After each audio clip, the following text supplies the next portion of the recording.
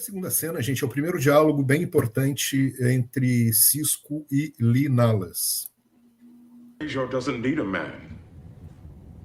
He needs a symbol. And that's what you are. No one's asking you to lead troops into battle or to kill 100 Cardassians with your bare hands. I saw you in front of the crown on the promenade. They look at you and they see strength and honor and decency. They look at you and see the best in themselves. But it's all based on a lie. No, it's based on a legend. And legends are as powerful as any truth. Bajor still needs that legend. It needs you.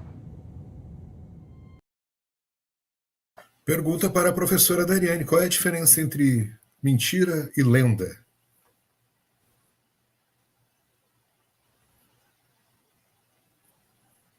Acho que a Dari travou.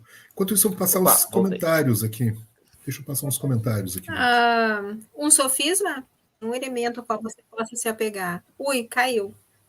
Voltei. Voltou, estou te ouvindo. Está com delay, Voltei. delay. Chegaste a ouvir a minha pergunta? Voltei. Ela está com delay. Sim, a diferença entre mentira e entre mito, é isso? Isso, mentira e lenda, porque o Li Nalas coloca como uma mentira. A mentira é uma invenção completa. Mas é uma lenda. A mentira é uma invenção completa. Eu acredito que quando uma pessoa ela cria do nada uma história, ela não se sustenta por muito tempo. A lenda não. A lenda, muitas vezes, ela pode ser aquele sofisma. Lá no fundinho daquela história existia alguma coisa e dali se criou toda uma outra base de histórias. Então, existe um fundo de informação, um fato, um indício que deu origem àquela lenda de uma ou de outra maneira. Então, existia sim um fato físico, ele estava lá, o inimigo estava morto, e foi esse o fato concreto que eles viram. A partir dali, se imaginou uma história de como o inimigo estava morto. Aí se criou a lenda. Agora, se você quer embarcar na lenda ou não, aí é uma outra história. Eu vou fazer um parênteses aqui, acabei de ver um comentário da Eve, maravilhoso, Eve, ó, beijos, que era sobre, sim, as sociedades matriarcais que nós temos, que é o oposto que acontece, né? Mas aí, Eve, existe isso, mas o que me perturba ainda muito, né, é essa questão da nossa sociedade ainda, e nós sabemos disso, utilizar o feminino, né, muitas vezes até o sagrado feminino como uma moeda de troca, né, a objetificação da mulher, isso perturba. Mas voltando ao Nalas. O que eu estava pensando, assim, é nesse caso, né, específico, Li Nalas e a sua importância como símbolo para a unificação de Bajor, né? Que é um contexto, assim, Bajor saiu da ocupação brutal de 50 anos, onde se uniu, principalmente se uniu em função da religião do planeta, que inclusive acabaram com o sistema de castas que existia no planeta, para lutar contra o inimigo comum, né, a todos os bajorianos. Beleza, ponto. Segundo aspecto, quando eles fazem isso, eles são vitoriosos, e aí, claro, absolutamente natural o processo que acontece, ao se retirarem os cardassianos, o poder começa a se fragmentar em Bajor, porque são muitos grupos, muitos interesses diferentes, muitas visões para o futuro de Bajor, né? Porque ali está recomeçando a sociedade a caminhar, né, com liberdade, com suas próprias pernas. Então é natural que surjam muitos grupos políticos divergentes, né? Direita, esquerda, vai surgir tudo isso lá, né? E aí vem essa figura que, segundo muita gente acredita, pode unir os bajorianos, né? Pode acabar com essa fragmentação, por servir como um grande símbolo, né? E aí, nesse caso, que eu quero saber, isso, se ele seguisse adiante, isso seria uma mentira para os bajorianos? Ou já saiu do escopo da mentira e realmente se tornou algo maior e mais nobre do que isso, se tornou a lenda? Então, é isso que eles estão discutindo ali, né? O Nalas defende, não, isso é uma mentira, e o Sisko diz, não, isso é uma lenda. É interessante essa questão semântica, né? Onde é que está a diferença? Porque em última análise, eles estariam mentindo para os bajorianos, já que aquilo não aconteceu como todo mundo vai acreditar que aconteceu, né?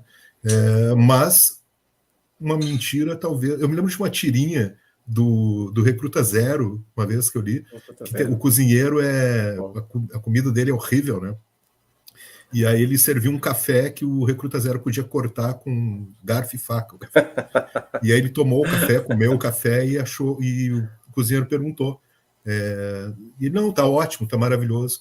Aí alguém perguntou para ele, tá, mas por que falou isso? Mais vale uma mentira piedosa do que uma verdade dura, alguma coisa assim. Recruta Zero é legal pra caramba. E aí é mais ou menos isso, assim, né? Eu acho que vale essa mentira em tentar se buscar essa estabilidade. Bajor está instável. Enquanto você falava, eu lembrei de uma frase do filme, né, do Senhor dos Anéis. Eu nunca li os livros, tá?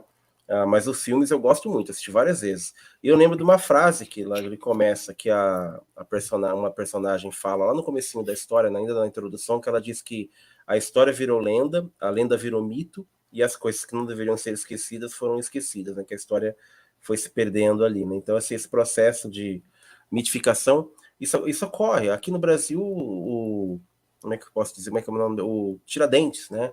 Aqui no Brasil, o Tiradentes, por muito tempo, teve uma interpretação completamente fora do plumo da história, né? Criaram dele inclusive os quadros do Américo, que fazia os quadros na época, né?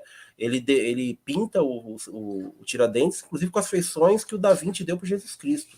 De tal isso ponto é com a que eles República, queriam, né? né? Isso é com a República. Isso, com a República. Justamente para mitificar os mitos, né? Porque o Brasil tinha uma identidade muito grande com o povo português, e o povo português reprimia o povo brasileiro, né? Reprimia o brasileiro que colocasse, então, precisava-se de figuras que pudessem representar o país em uma situação onde um país conseguiu, o Brasil, no caso, conseguiu a sua liberdade, a partir de um processo de conversação, né? Que não houve uma revolução. Diferente dos Estados Unidos, os caras realmente pegarem arma e se livraram da Inglaterra na base da insistência, como os bajoranos fizeram, né? Aqui foi um acordo, né? Um acordão. Um acordão. Centrão. Então, entrou o famoso Centrão, acordão. Entrou o Centrão. O Centrão estava ali. Né? Entrou o Centrão. E aí você não tem figuras. Quem que vai ser o líder revolucionário que a gente vai pintar o Floriano Peixoto? Vai pintar? Marechal de Ferro. E ainda colocaram esse, né? Tem que achar. E aí foram procurar lá, foram procurar nesses períodos. Aqui no Sul nós temos e com todo o respeito que eu tenho às tradições, nós temos aqui no Sul a figura do Garibaldi, do Bento Gonçalves, como heróis farroupilhas, e você vai conhecer a história desses revolucionários e você fica Bento sem saber o que dizer. Ladrão de gado. O professor de história faz eu conto a verdade ou não conto? Né? Eu vou contar. Mas sabe que esse negócio e a gente está chegando aí mês que vem, né, Dari? Mês que vem é o dia que nós vamos comemorar. E assim, a identidade do gaúcho se formou em torno dessas pessoas. E aí? Mas é muito recente, isso é muito recente, né? Por exemplo, na minha pesquisa para o mestrado, eu consultei muitos jornais da década de 30, 40 e 50.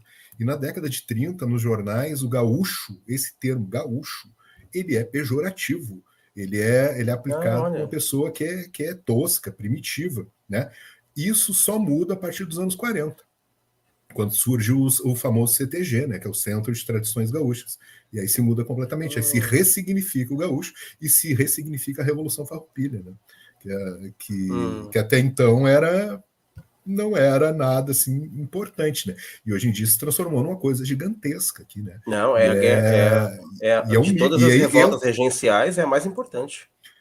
Mas é um mito, é um grande mito, né? A gente está falando hoje sobre mito porque assim, porque não teve participação popular. Não teve. Né? Era uma coisa de elites, estancieiros, né? Que se levantaram contra o Império por questão de imposto, né? Porto Alegre, capital do estado, o conflito durou 10 anos. Porto Alegre esteve sob o poder dos farrapos durante 9 meses. A capital do estado. com 9 meses dos 10 anos. E hoje em dia o grande evento de comemoração, olha como as coisas são ressignificadas e completamente distorcidas. O acampamento Farroupilha, que se faz em Porto Alegre, A grande comemoração, a maior comemoração da Revolução Farroupilha se faz na cidade que não foi... Não foi ocupada. Foi ocupada, mas foi ocupada por um período curto, né? Menos de 10% do tempo, né? É muito interessante isso, né?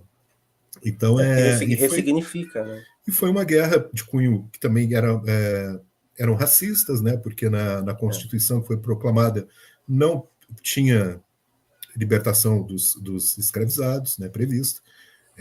Depois há a traição de Poncho Verde, que tiraram as armas. Tinha um batalhão de soldados negros, né? Os lanceiros negros. Houve um acordo com o Duque de Caxias, né? Porque daí no final fizeram um acordão, né? Tá naquele imbróglio ali e tal. Tiraram as armas dos negros no acampamento, e aí veio o exército do Império e massacrou, né? Os lanceiros negros, né? Porque eles não sabiam o que fazer com esses caras. Poxa, a gente prometeu a libertação para eles, só que agora a gente fez um empate aqui com o Império e tem escravidão, a gente não pode libertar eles. Vamos matar então. Tem esse tipo de coisa, né?